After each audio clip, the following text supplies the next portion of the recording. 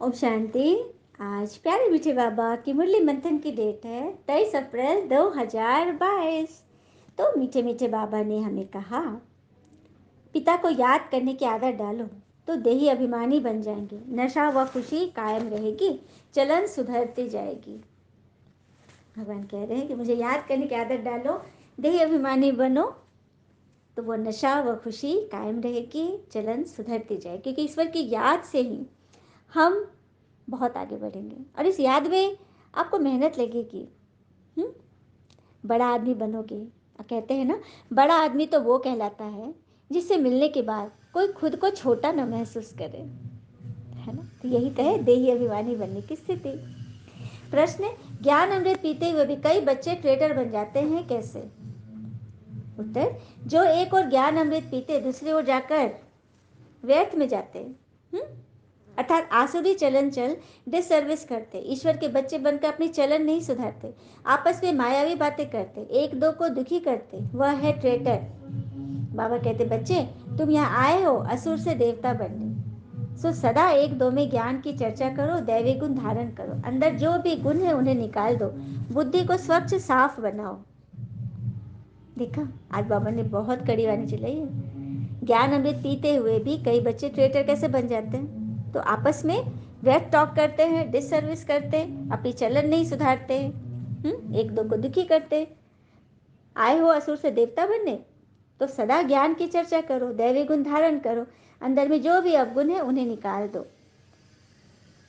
मतलबी लोगों के साथ रहने, कहते हैं ना, मत लगो, क्योंकि मतलबी लोगों के साथ रहने का मजा ही कुछ और है।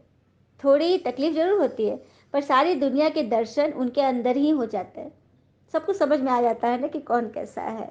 गीत है, तकदीर जगा कर आई हूँ, तकदीर जगा कर आई हूँ, जगा कर आई हूँ, मैं एक नई दुनिया बसा कर आई हूँ, दुनिया बसा कर आई हूँ।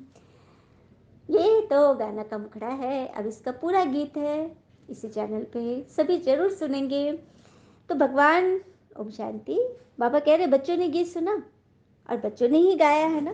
कोई भी बच्चे स्कूल में जब जाते हैं तो तकदीर में रहती है ना कि मैं इम्तहान पास करूँगा, और बुद्धि में तकदीर की एम ऑब्जेक्ट भी रहती है। अब तुम बच्चे जानते हो अपनी तकदीर में नई दुनिया को धारण कर बैठे हैं। नई दुनिया को रचने वाले परमपिता परमात्मा से हम वर्षा लेने की तकदीर ले आए हैं। बच्चे गाते हैं ना, स्टूडेंट गा रहे हैं। कौन सा वर्षा? मनुष्य देवता व नर से नारायण बनने का वर्षा। इस रावण के भ्रष्टाचारी राज्य से ले जाते हैं। यह रावण का भ्रष्टाचारी राज्य। भ्रष्टाचारी विकार से पैदा होते हैं और विकारी को ही भ्रष्टाचारी कहा जाता है। भगवानुवाच, काम महाशत्रु है, तुमको इन पर जीत पानी है, तभी शिष्टाचारी बनेगी। भारत ही भ्रष्टाचारी, भारत ही शिष्टाचारी बनेगा। मूत पलीति को ही भ्रष्टाचारी कहा जाता है। सत्युग में भ्रष्टाचारी होते ही नहीं, क्योंकि वह माया का राज्य ही नहीं है। इस समय है ही रावण राज, सब में 5 विकार है। सत्युग में भी अगर रावण राज होता तो वहां भी रावण को जलाते। वहां ये बातें होती नहीं, वहां है श्रेष्ठाचारी। भ्रष्टाचारी दुनिया में कोई ऊंच पोजीशन पर है तो सब उनको मानते हैं। जैसे सन्यासी बहुत अच्छी पोजीशन पर है तो उनको सब मानते हैं, क्योंकि वे पवित्र रहते हैं, तभी मनुष्य उनको अच्छा समझते हैं। गवर्नमेंट भी अपने को अच्छा समझती है, उन्हों का अपना राज गुरु भी मानती है, गवर्नमेंट भी उनको अच्छा समझती है, राज गुरु तक बनाती है। सत्युग में तो गुरु का नाम ही नहीं होता। गुरु अर्थात सदगति करने वाले। शास्त्रों में तो कहानियां बना दी हैं। राजा जनक ने उन्हें जेल में डाल दिया, जिनमें ब्रह्म ज्ञान राजयोग का ज्ञान नहीं था। जब उन्हें राजयोग का ज्ञान मिला तो सेकंड में जीवन मुक्ति को पाया। भ्रष्टाचारी का सिर्फ यह अर्थ नहीं है कि रिश्वत आदि खाते हैं, नहीं। बाबा कहते हैं जो भी मनुष्य मात्र हैं सब भ्रष्टाचारी, क्योंकि सबके शरीर विकार से पैदा होते हैं। तुम्हारा शरीर भी विकार से पैदा हुआ है, परंतु अभी तुम अपने को आत्मा समझ बाबा के बने हो, देह अभिमान छोड़ दिया है, इसलिए तुम परमपिता परमात्मा की मुख वंशावली हो, ईश्वरीय संतान हो। परमपिता परमात्मा ने आकर तुम आत्माओं को अपना बनाया है। ये बहुत गोह्य बातें हैं। हम आत्मा परमपिता परमात्मा की वंशावली बने हैं। आत्मा कहती है बाबा। सत्युग में आत्मा कोई परमात्मा को बाबा नहीं कहेगी, वहां तो जीवात्मा को बाबा कहेगी। सत्युग में आत्मा को परमात्मा को बाबा नहीं कहती, बल्कि अपने पिता को ही बाबा कहेगी। अब बाबा ने कहा है अपने को आत्मा निश्चय कर परमात्मा को याद करो। सबसे उत्तम जन्म तुम ब्राह्मणों का है। आत्मा कहती हम आपके बच्चे बने हैं, घर से थोड़ी निकले हैं, बाबा को पहचान कर उनके बने हैं। श्री बाबा हम आपके ही हैं, आपकी मत पर चलेंगे। कितनी सूक्ष्म बातें हैं। बाबा ने कहा जब बाबा के पास जाते हो तो यह निश्चय करो कि हम श्री बाबा के पास बैठे हैं।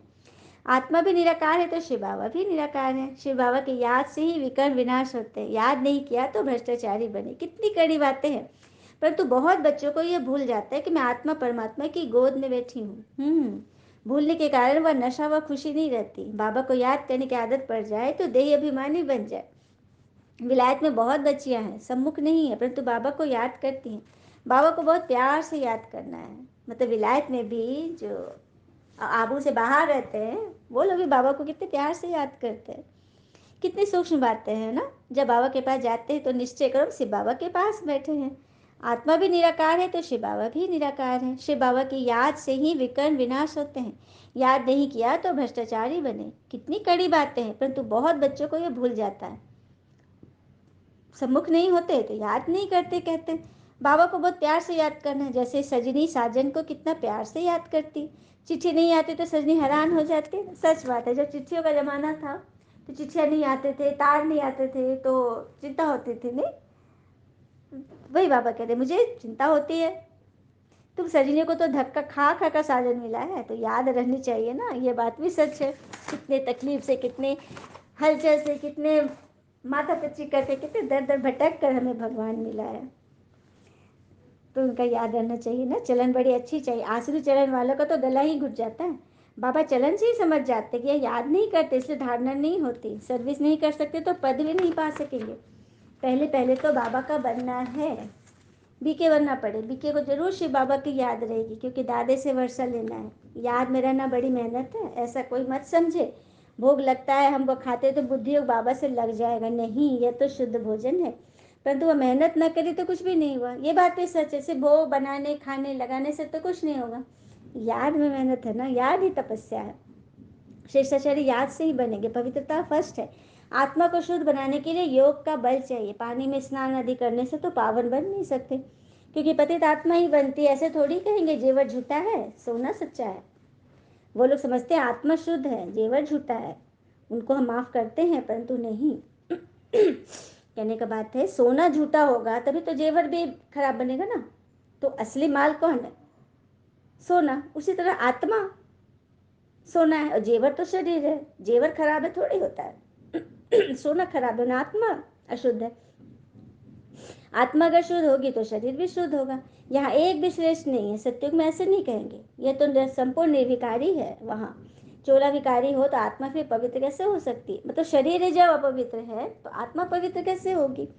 सोना पवित्र तो जेवर झूठे बने, यह हो नहीं सकता।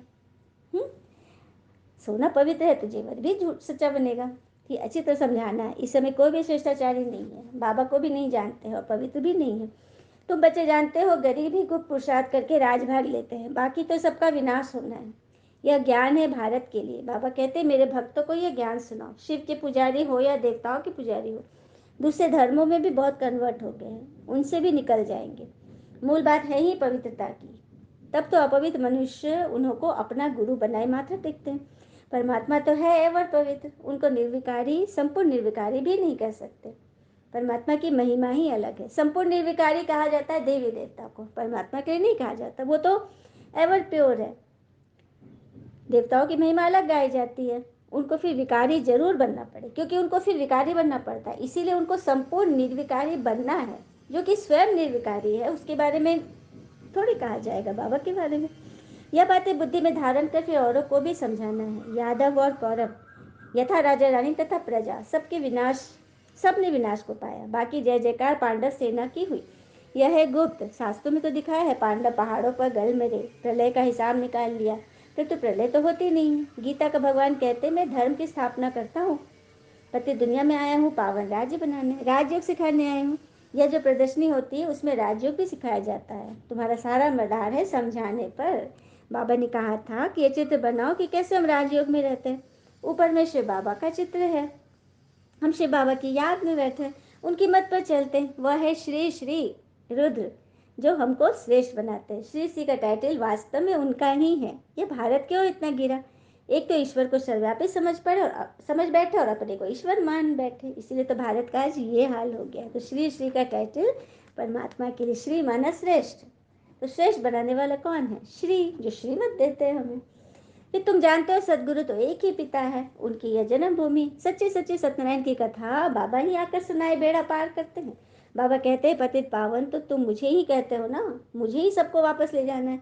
यह है क़यामत का समय, जबकि हिसाब किताब चुकतू कर हम वापस जाते हैं। सब कहते हैं नव भारत नव दिल्ली हो। अब नव भारत तो स्वर्ग ही था, अब तो नरक बना है। भ्रष्टाचारी बनते जाते हैं। ये समझने और समझाने की बातें हैं। आत्मा और परमात्मा का रूप भी कोई नहीं जानते। भल कहते हैं हम आत्मा परमात्मा की संतान है, पर तो नॉलेज चाहिए ना। बाबा में नॉलेज है, आत्मा में नॉलेज कहाँ है? हम आत्मा कितने पुनर्जन्म लेती है, कहाँ रहती, फिर कैसे आती है, क्यों दुखी बनती, कुछ भी समझ नहीं।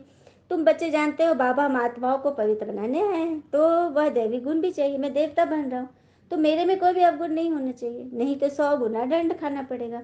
पवित्रता पवित्रता की प्रतिज्ञा करके फिर कोई बुरा कर्म करते तो 100% अपवित्र भी बन पड़ते हैं। सर्विस के बदले और ही डिसर्विस होती, इसीलिए फिर पद भ्रष्ट हो जाता है। हमेशा आपस में एक दो में ज्ञान की चर्चा चलनी चाहिए। हम बाबा के पास आए हैं कांटे से फूल अथवा मनुष्य देवता बनने, बाबा से स्वर्ग का वर्षा लेने। यही बात एक दो को सुनानी चाहिए। आत्मा परमात्मा का रूप भी कोई जानते नहीं। भल कहते हैं आत्मा परमात्मा की संतान है, परंतु नॉलेज चाहिए ना, धारणा चाहिए। जो मायावी बातें करते हैं इसका उसका इधर उधर की, किसको दुखी की बातें करते हैं उसको ट्रेटर कहा जाता है। ये भी दिखाया गया ना कि असुरों को ज्ञान अमृत पिलाया फिर बाहर जाकर गंद करते थे। ये भी बात सच है ना। ऐसे ही वो होते जो ज्ञान अमृत पीते भी रहते हैं और डिसर्विस भी करते हैं। वास्तव में तुम सब कन्याएं हो। अरे अधर कुमारी के तो मंदिर बने हुए हैं। दिलवाड़ा तो तुम्हारा एक्यूरेट यादगार है। अधर कुमारी किसे कहते हैं? जो विवाहित होकर भी बाबा के बन गए, है ना, वो अधर कुमारी। तो दिलवाड़ा तो तुम्हारा एक्यूरेट यादगार है। तुम्हारे में भी किसकी बुद्धि में मुश्किल बैठता है, बुद्धि बड़ी साफ चाहिए। तुम अभी ईश्वरीय परिवार के हो तो ख्याल करना चाहिए ना हमारी चलन कितनी अच्छी चाहिए। जो मनुष्य समझे कि इनको बरोबर श्रीमत मिलती है, यहाँ श्रेष्ठ श्रेष्ठ बने तब वहाँ पद मिले। श्रेष्ठ यहाँ बनना है, गृहस्थ व्यवहार में रहते ये अंतिम जन्म पवित्र रहना है। अच्छा, मीठे मीठे बच्चों प्रति भगवान की नमस्ते। हम बच्चों की भी प्यारे बाबा को नमस्ते।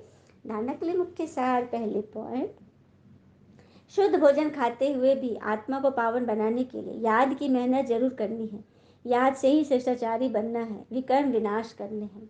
शुद्ध भोजन खाते हुए भी आत्मा को पावन बनाने के लिए याद की मेहनत जरूर करनी है। याद से शिष्टाचारी बनना है, विकर्म विनाश करने हैं। दूसरी पॉइंट, इस क़यामत के समय में जबकि घर वापस जाना है तो पुराना सब हिसाब किताब चुप तो कर देना है। आपस में ज्ञान की चर्चा करनी है, मायावी बातें नहीं करनी है इस क़यामत के समय में। जबकि अब घर वापस जाना, जो पुराने हिसाब किताब वो चुप तो कर दे, तो नए थोड़े ना जमा करने हैं। हाँ, नए थोड़ी ना जमा करने हैं। हाँ, कहते हैं ना कि संघर्ष आ रहा है, प्रॉब्लम आ रही है, लेकिन उससे हम चर्चा करके इसका क्या बिगाड़ सकते हैं। और कहते हैं ना पतझड़ हुए बिना पेड़ों पर नए पत्ते नहीं आते, उसी तरह कठिनाई और संघर्ष सहे बिना अच्छे दिन भी नहीं आते। हाँ, तो खुशी खुशी स्वीकार कर लो, वरदान है। प्योरिटी की रॉयल्टी द्वारा ब्राह्मण जीवन की विशेषता को प्रत्यक्ष करने वाले संपूर्ण पवित्र भव। प्योरिटी की रॉयल्टी द्वारा ब्राह्मण जीवन की विशेषता को प्रत्यक्ष करने वाले संपूर्ण पवित्र भव। तो प्योरिटी की रॉयल्टी ही ब्राह्मण जीवन की विशेषता है। मतलब रॉयल से रहो, चाल चलन ऐसी है जैसे राजा घर के हो। जैसे कई रॉयल फैमिली का बच्चा होता है ना, उसके चेहरे से चलन से मालूम पड़ता है कि रॉयल कुल का है। ऐसे ब्राह्मण जीवन की परख प्योरिटी की झलक से होती है। चलन और चेहरे से प्योरिटी की झलक तब दिखाई देगी जब संकल्प में भी अपवित्रता का नाम निशान न हो। प्योरिटी अर्थात किसी भी विकार व अशुद्धि का प्रभाव न हो, तब कहेंगे संपूर्ण पवित्र। प्योरिटी अर्थात किसी भी विकार व अशुद्धि का प्रभाव न हो, तब कहेंगे संपूर्ण पवित्र। स्लोगन, होली हंस वह है जो व्यर्थ को समर्थ में परिवर्तन करते हैं। किसे कहते हैं होली हंस? होली, होली माना पवित्र, हंस माना हंस बुद्धि। हंस की क्या विशेषता है? कंकड़ पत्थर में से मोती चुनेगा और वेस्ट छोड़ देगा। दूध में से दूध, पानी से दूध खींचेगा, पानी छोड़ देगा। मतलब गुण खींचना और अवगुण छोड़ देना। यह होली हंस बुद्धि बच्चों की निशानी है जो व्यर्थ को भी समर्थ में परिवर्तन करते। आज है मातेश्वरी जी के अनमोल महावाक्य। या ईश्वरीय सत्संग कोई कॉमन सत्संग नहीं है। बहुत सुंदर मम्मा ने ये अपनी महावाक्य उच्चारे हैं। अपना ये जो ईश्वरीय सत्संग है ये कोई कॉमन सत्संग नहीं है, यह है ईश्वरीय स्कूल कॉलेज, जिस स्कूल में अपने को रेगुलर स्टडी करनी है। जब तक जीवन है यह पढ़ाई पढ़नी है।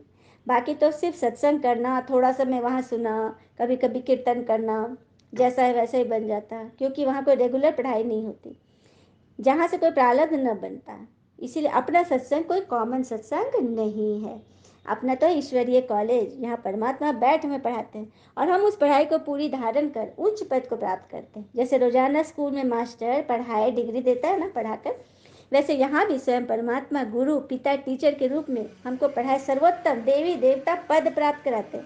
इसीलिए हम स्कूल में ज्वाइन होना जरूरी है, स्कूल में आना जरूरी है। यहाँ आने वाले को यह नॉलेज समझना जरूर है, यहाँ कौन सी शिक्षा मिलती है, इस शिक्षा को लेने से हमें क्या प्राप्ति होगी। हम तो जान चुके हैं कि हमको खुद परमात्मा आकर डिग्री पास कराते हैं और फिर एक ही जन्म में सारा कोर्स पूरा करना है। तो जो शुरू से लेकर अंत तक इस ज्ञान के कोर्स को पूरी रीति उठाते हैं वो फुल पास होंगे। बाकी जो कोर्स के बीच में आएंगे वो तो इतनी नॉलेज को उठाएंगे नहीं, उनको क्या पता आगे का कोर्स क्या चला है। इसीलिए यहाँ रेगुलर पढ़ना है, इस नॉलेज को जानने से ही आगे बढ़ेंगे। इसलिए रेगुलर स्टडी ज़रूर करनी है। अच्छा, तो मामा ने स्टडी पर सत्संग पर बताया कि ये हमारा कोई कॉमन सत्संग नहीं है, दुनिया में तो कहीं कोई एम ऑब्जेक्ट ही नहीं है, जो सुना वहीं के वहीं रखा और चलते बने, क्योंकि धारणा ही कुछ नहीं, बस कान को रस मिला मन को नहीं मिला। और रेगुलर पढ़ने से हमें पता चलेगा ना कि कोर्स में आगे क्या चला था, क्या चल रहा है और क्या चलेगा, क्योंकि बाबा सब कुछ हमें बताते जा रहे हैं। अच्छा, ओम शांति। शुक्रिया मीठे बाबा और बाबा के प्यारे प्यारे बच्चे। थैंक यू बाबा। All is well always. ओम शांति।